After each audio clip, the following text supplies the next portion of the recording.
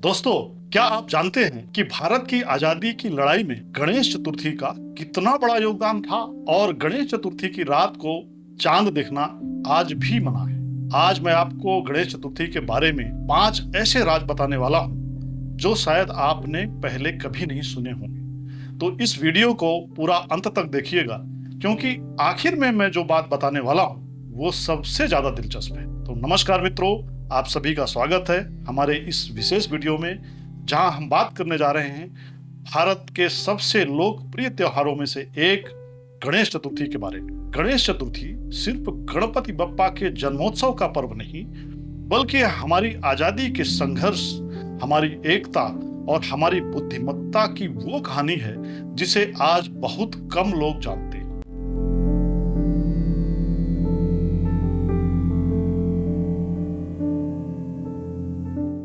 आज इस वीडियो में हम आपको बताएंगे कि कैसे गली मोहल्लों में होने वाली एक साधारण पूजा आजादी की सबसे बड़ी क्रांति की मशाल बन गई। हम जानेंगे उस श्राप की कहानी जिसके कारण गणेश चतुर्थी की रात को चांद देखना आज भी मना है, और हम उस रहस्य से भी पर्दा उठाएंगे कि क्यों दुनिया के सबसे बड़े महाकाव्य महाभारत को लिखने के लिए स्वयं श्री गणेश भगवान को ही चुना गया।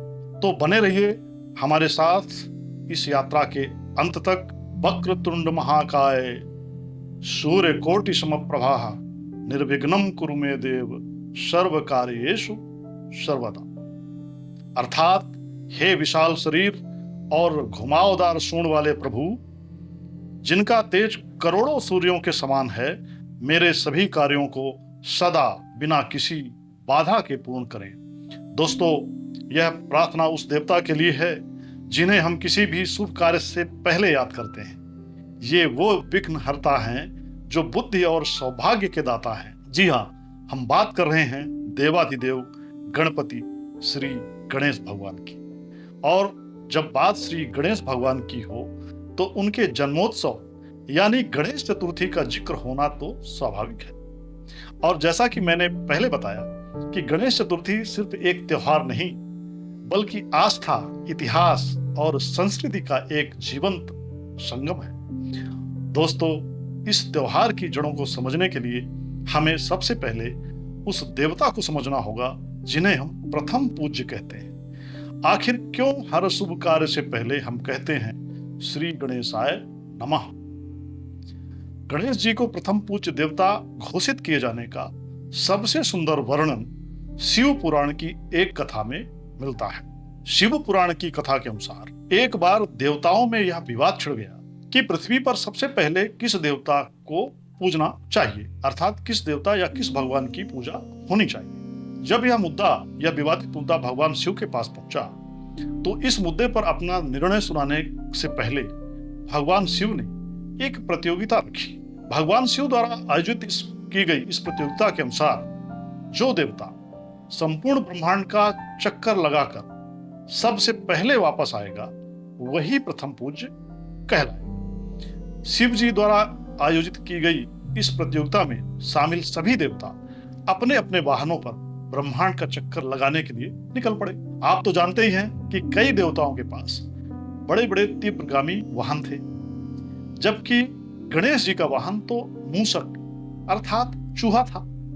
गणेश जी ने सोचा कि इस छोटे से वाहन चूहे में बैठकर ब्रह्मांड का चक्कर लगाना तो संभव है ही नहीं। अतः उन्होंने अपनी बुद्धि का प्रयोग किया। गणेश जी ने अपने माता पिता यानी भगवान शिव और माता पार्वती को ही अपना ब्रह्मांड माना और उनकी परिक्रमा कर ली। जब वे सबसे पहले परिक्रमा पूरी करके बैठ गए तो शिव जी ने उनकी बुद्धि और विवेक की प्रशंसा की, और इस तरह अपनी अद्भुत बुद्धि से गणेश भगवान ने यह प्रतियोगिता जीती और भगवान शिव ने उन्हें प्रथम पूज्य होने का वरदान दिया। भगवान शिव ने कहा कि आज से किसी भी कार्य की शुरुआत यदि गणेश के स्मरण के बिना होगी तो वह कार्य सफल नहीं होगा। तो यह थी भगवान गणेश के प्रथम पूज्य होने की कहानी, और यह थी भगवान गणेश के सम्मान और पूजा की बात। लेकिन अब आगे आते हैं उस कहानी पर जो गणेश चतुर्थी महापर्व का आधार है, और वह है भगवान गणेश के जन्म की अद्भुत कथा। गणेश जी का जन्म साधारण नहीं था, क्योंकि इसमें क्रोध, वियोग, चमत्कार और एक मां का अपने पुत्र के लिए असीम प्रेम छिपा है। शिव पुराण और स्कंद पुराण में वर्णित कथा के अनुसार एक बार माता पार्वती स्नान के लिए जा रही थी।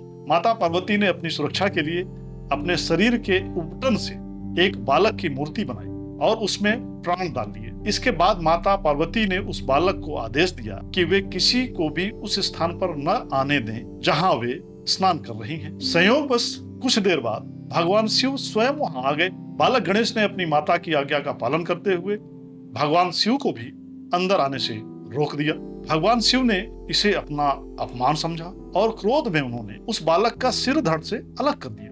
जब माता पार्वती स्नान करके बाहर आई और उन्होंने अपने पुत्र को मृत पाया तो वे अत्यंत क्रोधित और दुखी हुए। माता पार्वती के रौद्र रूप को देखकर पूरी सृष्टि में हाहाकार मच गई। तब सभी देवताओं ने भगवान शिव से प्रार्थना की कि माता पार्वती के क्रोध को शांत करने का उपाय करें।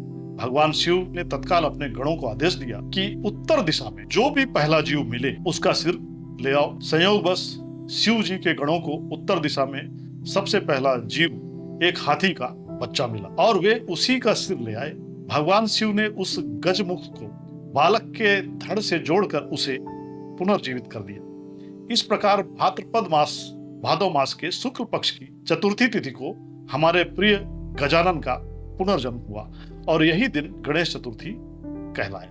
चूंकि यह घटना भाद्रपद मास के शुक्ल पक्ष की चतुर्थी तिथि को घटित हुई थी, इसीलिए इस दिन को गणेश चतुर्थी के रूप में मनाया जाता है। स्कंद पुराण के संकट हरण खंड में वर्णित है कि चतुर्थ्याम पूजितो देवः सर्व सिद्धि प्रदायकः भक्त्या यह पूजयेत देवं फलम वत्सर संमितम्, अर्थात चतुर्थी तिथि पर पूजित देव गणेश सभी सिद्धियों के दाता हैं। जो भक्ति से इस देव की पूजा करता है उसे संपूर्ण वर्ष फल प्राप्त होता है।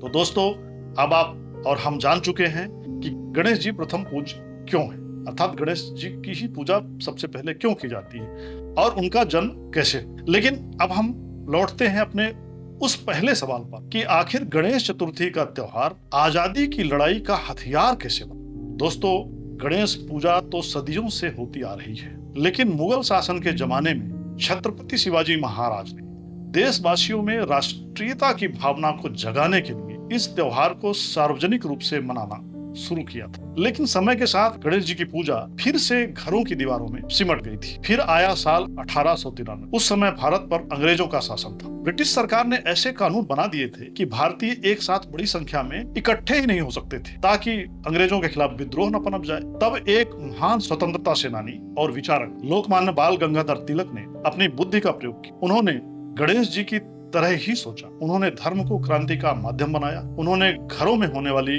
गणेश पूजा को एक सार्वजनिक गणेशोत्सव का रूप दे दिया। 10 दिनों तक चलने वाले इस उत्सव के लिए बड़े बड़े पंडाल सजने लगे। इन पंडालों में पूजा के बहाने हजारों भारतीय इकट्ठे होने लगे। इन पंडालों में सिर्फ आरती और भजन नहीं होते थे, बल्कि यहाँ होते थे क्रांतिकारी भाषण, देशभक्ति के गीत, साथ ही नाटकों के जरिए लोगों को ब्रिटिश हुकूमत के खिलाफ जागरूक किया जाता था। ये गणेश पंडाल विचारों के और क्रांति के केंद्र बन गए थे। अंग्रेज चाहकर भी इस धार्मिक आयोजन को नहीं रोक सकते थे और इस तरह गणपति बप्पा के आशीर्वाद से भारत की आजादी की लड़ाई को एक नई ऊर्जा मिली थी। तो अगली बार जब आप किसी भव्य पंडाल को देखें तो याद रखिएगा कि यह सिर्फ एक उत्सव नहीं बल्कि हमारी एकता और स्वतंत्रता संग्राम की एक क्रांतिकारी विरासत भी है। तो दोस्तों, गणेश चतुर्थी से जुड़ी रोचक बातें यहीं खत्म नहीं होती। क्या आपने कभी सोचा है कि गणेश चतुर्थी को रात के समय चांद को क्यों नहीं देखा जाता? इसके पीछे भी एक बड़ी दिलचस्प कहानी है और एक श्राप भी है। गणेश चतुर्थी की रात चंद्र दर्शन निषिद्ध होने का कारण श्रीमद्भागवत महापुराण और ब्रह्मवैवर्त पुराण में वर्णित है। श्रीमद्भागवत पुराण और ब्रह्मवैवर्त पुराण के अनुसार एक बार गणेश जी अपने प्रिय मोदक अर्थात लड्डू जो का प्रिय भोजन है उसके साथ अपने वाहन मूषक पर सवार होकर जा रहे थे। रास्ते में भगवान गणेश का संतुलन बिगड़ गया और भगवान गणेश गिर पड़े, जिससे उनके हाथ से लड्डू बिखर गए।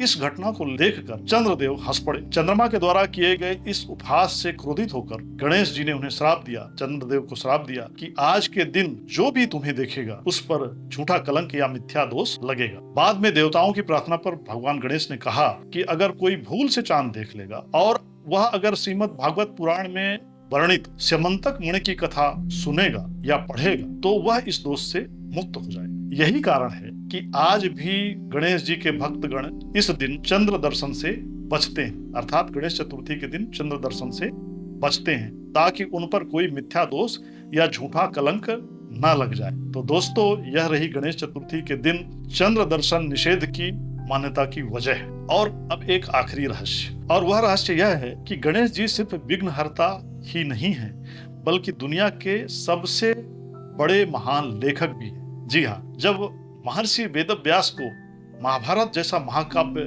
लिखना था तो उन्हें ऐसे लेखक की तलाश थी जो बिना रुके उनके विचारों की गति के साथ लिख सके, आज के शब्दों में डिक्टेशन ले सके। तो महर्षि वेदव्यास ने ब्रह्मा जी से प्रार्थना की कि महाभारत की कथा को लिपिबद्ध करने के लिए उन्हें एक ऐसे लेखक या आज के जमाने के हिसाब से एक ऐसे स्टेनोग्राफर की जरूरत है जो उनके दिमाग में क्या विचार चल रहे हैं उन्हें पढ़कर लिख सके। और ब्रह्मा जी ने महर्षि वेदव्यास को तत्काल श्री गणेश भगवान जी के पास भेज दिया। गणेश जी वेदव्यास की बात मानकर महाभारत की कथा लिखने को तैयार तो हो गए, लेकिन गणेश भगवान ने एक शर्त रखी। गणेश जी ने शर्त यह रखी कि महर्षि वेदव्यास एक क्षण के लिए भी बोलना बंद नहीं करेंगे। वही अब ये थोड़ा सा महर्षि वेदव्यास के लिए थोड़ा कठिन शर्त थी, लेकिन महर्षि वेदव्यास ने भी एक शर्त रखी कि गणेश जी भी हर श्लोक को बिना समझे नहीं लिखेंगे। तो इस प्रकार जब वेदव्यास जी को सोचने के लिए थोड़ा समय चाहिए होता था तो वे एक बहुत ही कठिन श्लोक बोल देते थे, जिसे समझने में गणेश जी को थोड़ा समय लग जाता था और वेदव्यास जी को थोड़ा समय मिल जाता था। इस प्रकार से यह कथा हमें बताती है कि गणेश जी सिर्फ बुद्धि के दाता नहीं बल्कि ज्ञान और साहित्य के बहुत ही महान संरक्षक भी हैं। और इस तरह गणेश जी की बुद्धिमत्ता के कारण ही महाभारत जैसा विशाल ग्रंथ साकार हो सका। इसीलिए रामचरितमानस के रचयिता गोस्वामी तुलसीदास जी ने भी ग्रंथ की शुरुआत में लिखा है, वंदे वाणी विनायको, अर्थात मैं वाणी की देवी सरस्वती और विघ्न नाशक विनायक गणेश की वंदना करता हूं। तो दोस्तों, आज आप समझ ही गए होंगे कि गणेश चतुर्थी सिर्फ मूर्ति स्थापना और विसर्जन का पर्व नहीं है, बल्कि यह पर्व है बुद्धि का सम्मान करने का, जैसे गणेश जी ने ब्रह्मांड की परिक्रमा लगाने में किया था। यह पर्व है बाधाओं पर विजय पाने का, जैसे स्वतंत्रता संग्राम में हुआ था। यह पर्व है ज्ञान और साहित्य को पूजने का, जैसे महाभारत लेखन में हुआ था। और यह गणेश चतुर्थी का महापर्व हमें सबसे बड़ी बात यह सिखाता है कि माता पिता का स्थान ब्रह्मांड से भी ऊंचा है। अगर आप भी इस महापर्व पर गणपति बप्पा को स्थापित करना चाहते हैं तो भगवान गणेश की पूजा विधि बहुत ही सरल है, जिसे मैं संक्षिप्त रूप में यहाँ पर बताने का प्रयास कर रहा हूँ। भगवान गणेश की पूजा करने के लिए सबसे पहले आपको सुबह जल्दी उठकर स्नान करना चाहिए और स्वच्छ वस्त्र पहनना चाहिए। इसके बाद एक चौकी पर लाल या पीला वस्त्र बिछाएं, गंगा जल छिड़क कर चौकी को पवित्र करें। फिर इस चौकी में भगवान गणेश की मूर्ति या प्रतिमा स्थापित करें। इसके बाद भगवान गणेश की प्रतिमा के सामने दीपक जलाएं। इसके बाद भगवान गणेश की प्रतिमा में हल्दी कुमकुम का तिलक लगाएं। गणेश जी को हल्दी कुमकुम का तिलक लगाने के बाद गणेश जी को जनेऊ, वस्त्र और फूल अर्पित करें। गणेश जी को दूर्वा घास अवश्य चढ़ाएं, क्योंकि यह उन्हें अत्यंत प्रिय है। इसके बाद गणेश जी को भोग में उनके प्रिय मोदक या लड्डू अवश्य चढ़ाएं। इसके साथ ही इस लड्डू के साथ ही मोदक के साथ 5 प्रकार के फल भी रखें। यह सब अनुष्ठान करने के बाद अब सरल मंत्रों में ये जाप करें, ओम गम गणपतये नमः, ओम गम गणपतये नमः। इसके बाद स्कंद पुराण में वर्णित इस मंत्र का उच्चारण कर भगवान गणेश की प्रार्थना करें। गजाननम भूत गणादि सेवितम कपित्थ जम्बूफल चारु भक्षणम उमासुतम शोक विनाश कारकम नमामि विघ्नेश्वर पाद पंकजम। अंत में गणेश जी की आरती करें और गणेश चतुर्थी की कथा का पाठ करें। दोस्तों, यह हुई भगवान गणेश की पूजा विधि, जो अत्यंत सरल है, जैसा कि मैंने आपको बताया।